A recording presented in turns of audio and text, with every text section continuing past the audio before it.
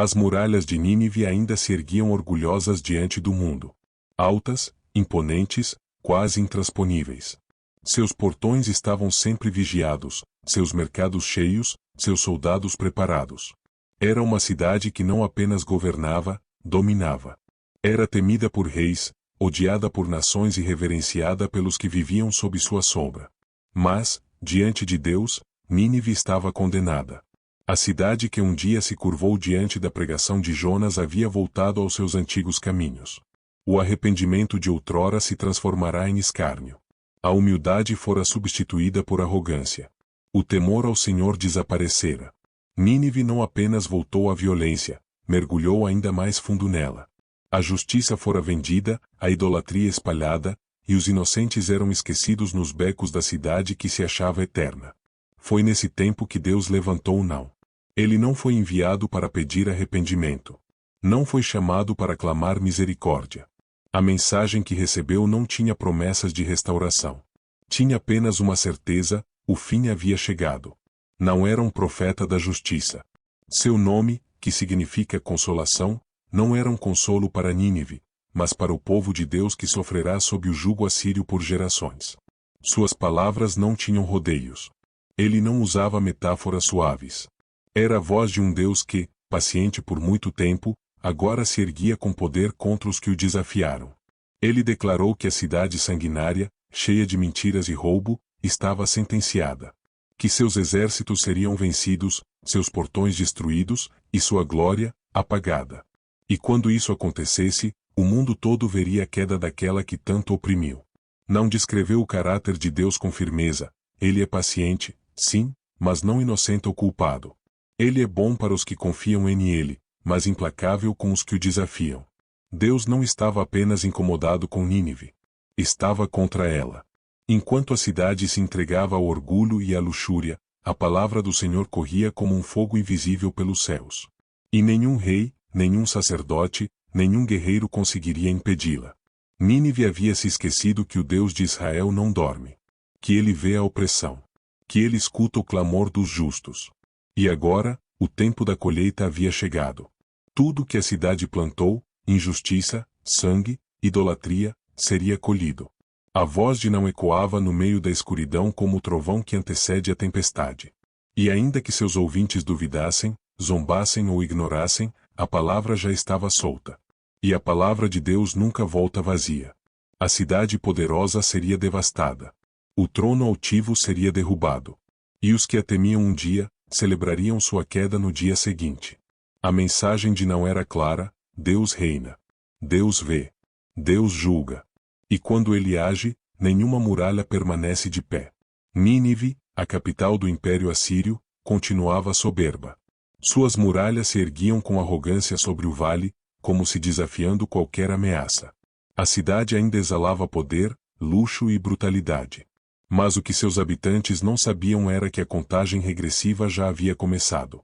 O profeta não já havia entregue sua mensagem. A ordem do céu não deixava espaço para arrependimento. Diferente da geração de Jonas, aquela geração não se voltaria para Deus. O povo agora ria da ideia de juízo. Ignorava as advertências. Desprezava o Senhor. Enquanto o comércio prosperava, os soldados treinavam e os palácios celebravam vitórias passadas, um julgamento invisível já se aproximava. O orgulho de Nínive a impedia de perceber que o seu tempo estava prestes a terminar. O império que espalhou medo por toda parte começaria a sentir o gosto do próprio veneno. Não, o profeta do Senhor, havia anunciado que Nínive cairia. Não seria uma queda qualquer, mas uma ruína total. O tipo de destruição que não permite reconstrução, não deixa lembrança ourosa, não gera luto, apenas alívio para quem sofreu sob seu domínio. O que se via na superfície era a segurança de uma cidade bem fortificada. Mas o que estava por trás daquela imagem era muito mais sombrio. Nínive havia se tornado um símbolo de crueldade. Perseguia os povos com brutalidade, enriquecia com roubo, massacrava inocentes e se entregava a práticas religiosas corrompidas, invocando deuses estranhos enquanto zombava do único Deus verdadeiro. Havia muito sangue nas ruas, ainda que coberto de pedras polidas. As vozes dos oprimidos haviam subido aos céus. E o tempo de Deus havia chegado. Não observava de longe. Não era um guerreiro, nem um príncipe. Era apenas um mensageiro. Um homem escolhido para carregar uma sentença. Ele não foi enviado para dialogar. Sua missão não era convencer. Era anunciar. Declarar que o Deus eterno havia se levantado contra a cidade que se achava eterna. Enquanto o povo de Nínive continuava indiferente, Deus levantava seus instrumentos invisíveis. Os ventos mudavam. As alianças se desfaziam. A força militar da Síria, que já não era a mesma, começava a enfraquecer por dentro. As fronteiras antes dominadas com facilidade agora enfrentavam revoltas. Mas mesmo assim, a cidade mantinha o rosto altivo. Os governantes ainda se sentiam invencíveis. Os sacerdotes dos templos celebravam seus rituais, como se nada pudesse atingi-los. Os generais se embriagavam em festas, convencidos de que o poder de Nínive era inabalável. Eles não sabiam, ou se recusavam a crer, que a sua queda já estava decretada nos céus. A mensagem de não falava apenas da destruição física da cidade. Falava da vergonha que ela enfrentaria. Da humilhação de ver seus líderes derrotados, seus tesouros saqueados, seus cidadãos levados cativos. Nínive, que por tanto tempo espalhou terror, agora se tornaria motivo de escárnio. Outras nações, que viveram debaixo do medo e da opressão, aplaudiriam sua queda. Não haveria compaixão. Apenas justiça. A cidade cairia sozinha, cercada de tudo que construiu, mas vazia de qualquer temor ao Deus vivo. Não sabia que aquele juízo não era apenas uma punição. Era uma revelação.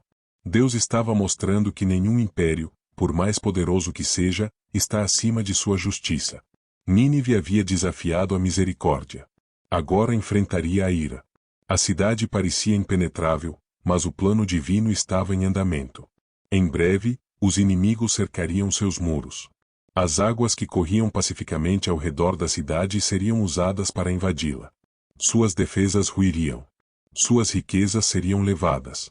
Seu orgulho seria arrancado pela raiz. O que começou como uma advertência agora era uma certeza. E nenhuma aliança militar, nenhum deus pagão, nenhum rei assírio conseguiria impedir o que estava por vir. Não se mantinha firme, não pela força das palavras, mas porque conhecia aquele que falou com ele. Não havia dúvida em seu coração. Não havia medo em sua voz. Deus já havia decidido. E quando Deus decide, nenhum trono da terra pode resistir.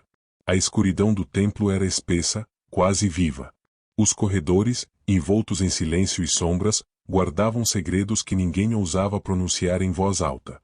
Malik e não avançavam com cautela, os passos abafados pela poeira acumulada sobre as pedras.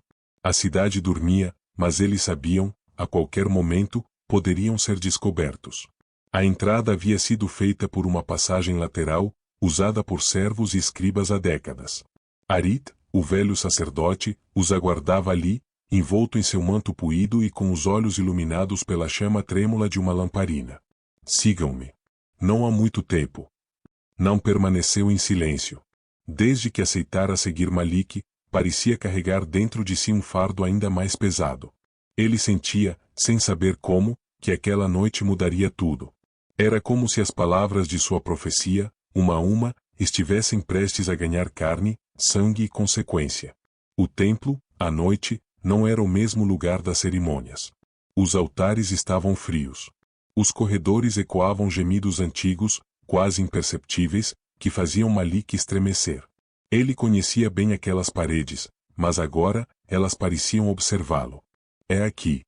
Arit parou diante de um arco baixo, escondido atrás de uma cortina de tecido escuro.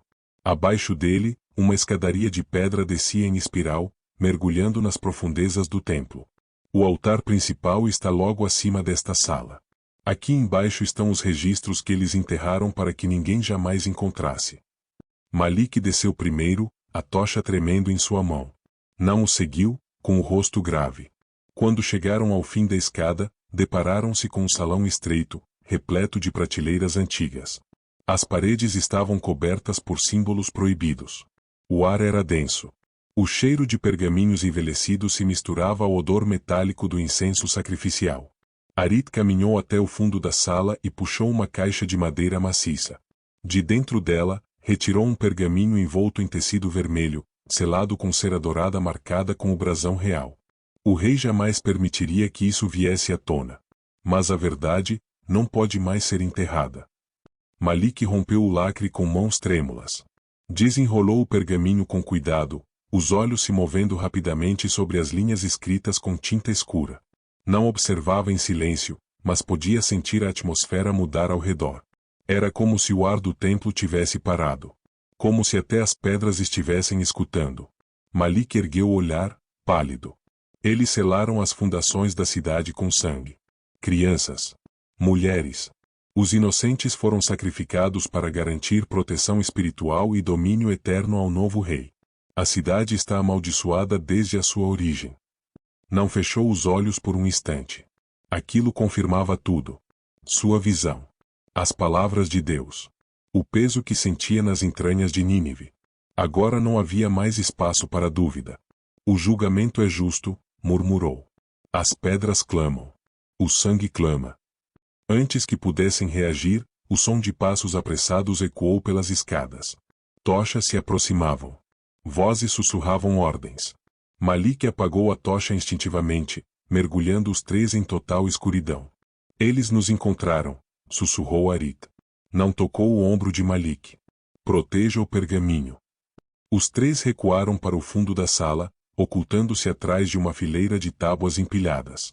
A luz das tochas logo inundou o recinto. Guardas armados invadiram, vasculhando as prateleiras. Eles devem estar aqui, busquem por qualquer documento lacrado. Malik prendia a respiração, o coração martelando no peito. Ele segurava o pergaminho contra o peito como se fosse sua própria vida. Arit, ao seu lado, já não tremia. Havia em seu semblante uma calma resignada. Não, com os olhos fechados, murmurava palavras inaudíveis. Orava. A busca dos guardas durou poucos minutos. Não os encontraram. Mas deixaram um aviso. Vasculhem todos os arquivos ao amanhecer. Ninguém pode saber o que está escondido aqui. O rei ordenou, qualquer escriba ou sacerdote que demonstrar simpatia por esse profeta será executado. Quando o silêncio voltou, Malik e Arit saíram do esconderijo. Não permaneceu imóvel por um instante, olhando para o chão de pedra. Estamos no tempo do fim. Agora não há mais como voltar atrás. Ao saírem do templo, foram discretos. Mas não sabiam que olhos escondidos os observavam das sombras. Na manhã seguinte, os boatos se espalharam. O rei estava em fúria. O profeta continuava pregando, e agora havia um escriba envolvido. Malik. O rei, ao saber disso, convocou um conselho emergencial. Sentado em seu trono de ébano, o rosto sombrio e os olhos fundos, Joaquim explodiu: este homem, Malik, será preso imediatamente. E o velho Arit, morto antes do pôr do sol. Nínive é minha. Não serei desafiado por escribas e lunáticos. Os sacerdotes hesitaram. Um deles, o mais velho, tentou interceder. Majestade, e se o profeta estiver certo? E se os sinais forem reais? O rei o fulminou com o olhar. Você também duvida de mim? De nosso trono? De nossos deuses? O sacerdote se calou, curvando-se. Os soldados foram enviados naquela mesma tarde. Na casa de Arit, Malik observava pela janela. Já sabiam que estavam sendo caçados. Não havia para onde fugir. O templo era o último lugar onde poderiam encontrar abrigo, mas agora também era o mais perigoso. Precisamos sair agora, disse Arit. Se ficarmos aqui, seremos mortos. Para onde? Perguntou Malik, com o pergaminho escondido sob a túnica. Para o povo. Para a praça. Se a verdade for proclamada em voz alta, talvez ainda haja esperança. Mas antes que pudessem sair, ouviram o estrondo da porta sendo arrombada. Os soldados haviam chegado. Arit se virou para Malik, olhos intensos. Corra. Vá até não. Entregue o pergaminho. Eu os distraio. Não. Não posso deixar você, não discuta. Você carrega o futuro desta cidade. Vá. Com os olhos marejados, Malik correu pelos fundos, desaparecendo na noite. Arit se virou para enfrentar os guardas. Quando o encontraram, estava em pé, com o olhar firme. Vocês vieram cedo demais. Mas já era esperado. E enquanto a casa era tomada pela violência dos soldados, Malik desaparecia entre as ruelas, correndo contra o tempo. Na túnica, o pergaminho sagrado. Na mente, o som da porta arrebentada. No coração, a certeza, a verdade estava viva. Mas por quanto tempo? Enquanto Nínive celebrava sua força, Deus preparava sua queda. Não haveria avisos desta vez. O profeta não já havia falado, e seu oráculo era claro como o céu antes da tempestade. A cidade que dominava nações agora seria dominada. A capital do orgulho seria reduzida à humilhação. Tudo que fora construído à custa de sangue e arrogância seria derrubado em um único sopro do Altíssimo. Ninguém sabia o dia. Ninguém conhecia a hora.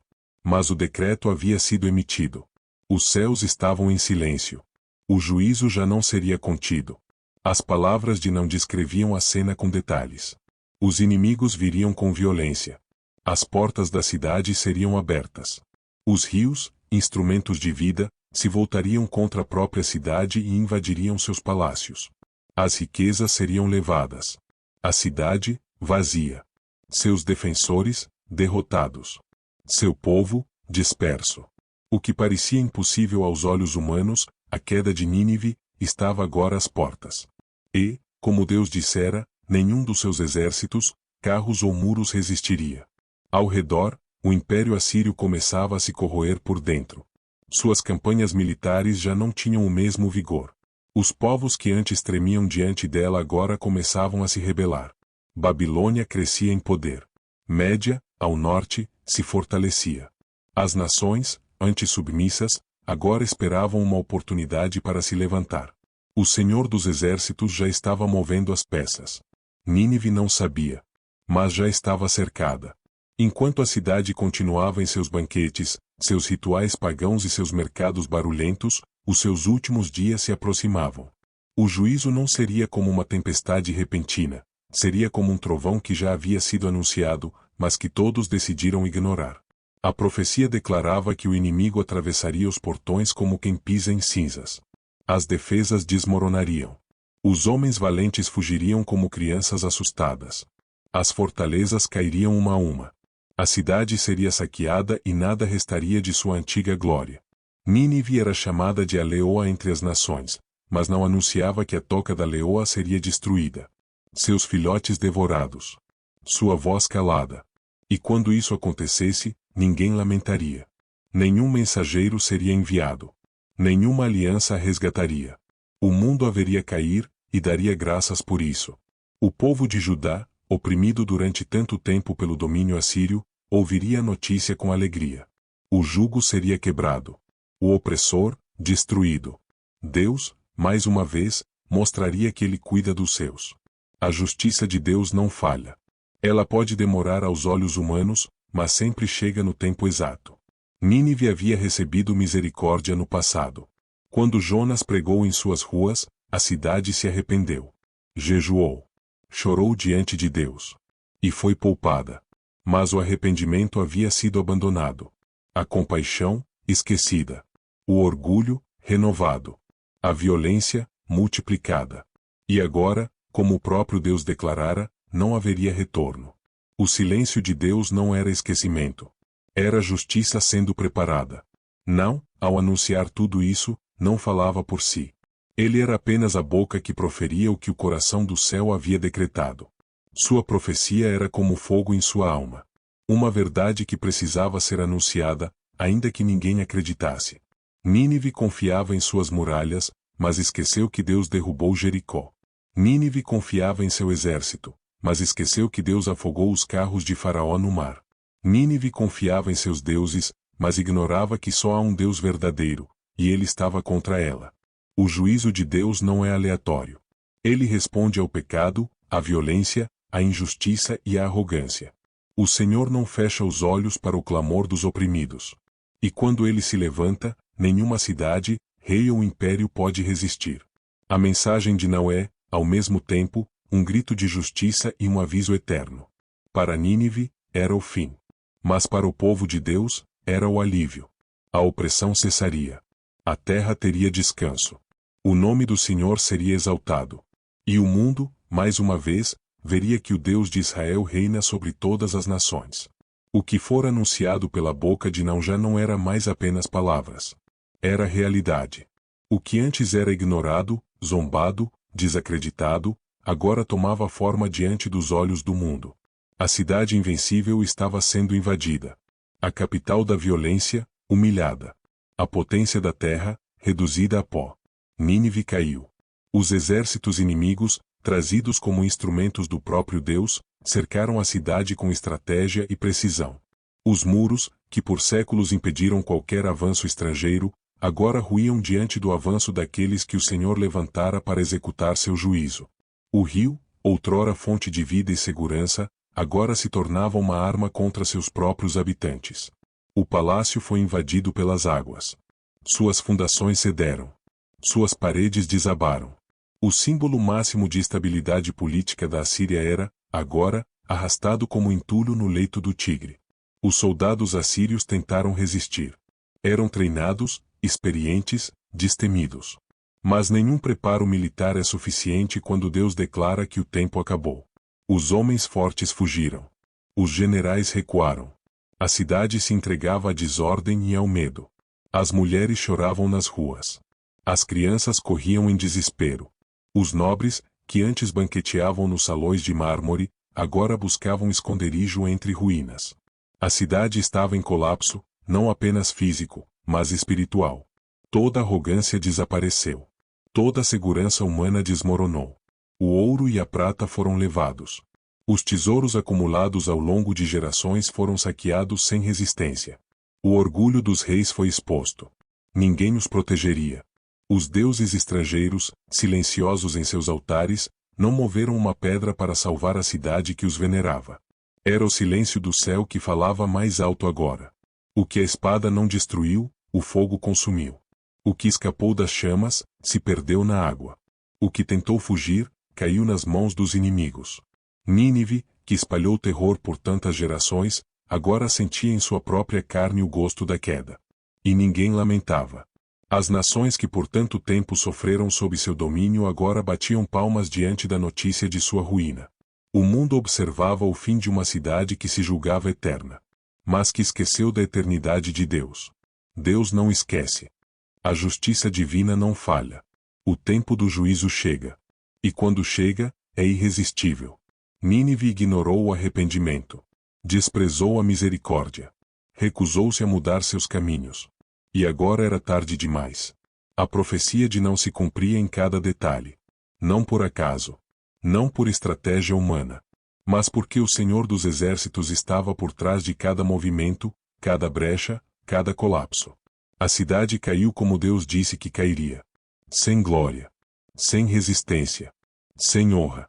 E com isso, a palavra do Senhor se confirmou mais uma vez. Não apenas como um aviso para Nínive, mas como uma mensagem eterna para todos os povos e tempos: nenhum império é maior que Deus. Nenhuma fortaleza pode resistir à sua mão. Nenhuma injustiça passará impune. O fim de Nínive não é apenas uma lembrança de destruição, é um marco da justiça divina. Uma voz que atravessa os séculos e diz a cada nação, a cada governante, a cada coração arrogante: eu sou o Senhor. Não havia cumprido seu chamado. E Nínive deixava de existir como símbolo de domínio para se tornar símbolo de advertência. O eco de sua ruína seria ouvido por gerações. A cidade poderosa, que durante séculos dominou com mão de ferro, agora era apenas ruína e memória. Nada restara de seus palácios. Suas muralhas, antes vistas como intransponíveis, haviam se transformado em escombros. Os altares que um dia exalaram incenso a deuses estrangeiros agora estavam rachados, sujos de poeira e silêncio. O juízo se cumpriu. Não, o profeta que havia anunciado cada detalhe com fidelidade, agora permanecia em silêncio. Sua missão estava completa. Ele não precisou lutar com espadas nem governar sobre povos. Sua arma foi a palavra. Seu chamado foi anunciar a verdade de um Deus que não falha, não se cala e não ignora a injustiça. O fim de Nínive não foi apenas um evento político. Foi um ato de Deus. Era o céu respondendo ao clamor de vítimas esquecidas. Era a justiça divina descendo sobre a terra. Era o poder de Deus revelado diante dos homens. Nenhum rei poderia impedir. Nenhum sacerdote pagão poderia interceder. Nenhum exército poderia resistir. Mas o que essa história ainda fala hoje? Ela fala de escolhas. Fala de orgulho. Fala de arrependimento esquecido. Nínive, em outra geração, ouvirá a palavra e se curvou. Jejuou, chorou, se humilhou. E Deus a perdoou. Mas o tempo passou. A memória daquele arrependimento foi apagada. O orgulho voltou, ainda maior. O povo zombou do Deus que outrora temeram. E quando o aviso voltou, foi ignorado. Quantas vezes nós também ignoramos os sinais? Quantas vezes confiamos em nossos próprios muros, em nossas riquezas, em nossa força, enquanto a palavra de Deus nos chama ao arrependimento? A história de Nínive não é apenas sobre um império antigo. É sobre o coração humano. O mesmo Deus que julgou Nínive é o Deus que reina hoje. Ele continua sendo justo. Ele continua vendo. Ele continua respondendo. Sua misericórdia é real, mas sua justiça também. O tempo da graça existe, mas o tempo do juízo chega. Não foi levantado para entreter. Foi levantado para confrontar. E hoje, sua mensagem ainda confronta. Não basta parecer forte. Não basta parecer religioso. Não basta confiar em aparências. Nínive tinha tudo, menos temor a Deus. E por isso caiu. Você está edificado sobre o quê? Sobre aparência? Sobre status? Sobre sucesso humano? Ou sobre arrependimento verdadeiro diante de Deus? O desafio que a história de Não nos traz é claro: volte-se ao Senhor enquanto há tempo. Não espere o colapso. Não espere as muralhas da sua vida desabarem. A mensagem de não é apenas destruição, é alerta. É um chamado à humildade, à reverência, ao temor verdadeiro do Senhor. Pois assim como Deus levantou sua mão contra Nínive, Ele também levanta sua mão para sustentar, perdoar e restaurar aqueles que o buscam em verdade. Hoje, o convite não é para esperar o fim, é para escolher um novo começo. Reflita: existe algo em sua vida construído sobre orgulho, pecado ou autoconfiança? Você tem ignorado os alertas silenciosos de Deus? Ore, peça a Deus um coração sensível à sua voz. Que Ele revele onde você precisa se render, se arrepender e recomeçar. Decida, não seja como Nínive, que ignorou o tempo da graça. Seja como aqueles que escutam, se humilham e voltam aos caminhos do Senhor antes que seja tarde. A queda de Nínive foi um juízo. A sua vida, porém, pode ser uma história de restauração. A história de Nínive não termina nas ruínas, ela continua em cada coração que decide ouvir ou ignorar a voz de Deus. O que Deus falou através de Não foi claro: nenhum império humano é eterno. Mas a justiça do Senhor permanece para sempre. E hoje, essa mensagem ainda ecoa. Não como ameaça, mas como convite. Um convite à reflexão, à humildade, ao arrependimento verdadeiro. Se essa história falou com você, se te fez pensar, sentir ou despertar algo dentro da alma, então não guarde isso só para você. Deixe o seu like como forma de apoio e fé. Comente aqui embaixo: o que Deus falou com você através da história de Não? Vamos crescer juntos, conversando e aprendendo com a palavra. E se inscreva no canal, se ainda não faz parte da nossa comunidade. Aqui, a Bíblia é viva. E cada história traz uma verdade eterna para a sua vida. Na descrição e aqui no card, você pode assistir outra história bíblica poderosa que se conecta com esta, uma jornada de fé, juízo e redenção. Clique e continue mergulhando na palavra. Que o Espírito Santo fale ainda mais com você. E que a sua vida nunca se construa sobre orgulho, mas sobre a verdade que permanece. Até o próximo vídeo. Que Deus te abençoe.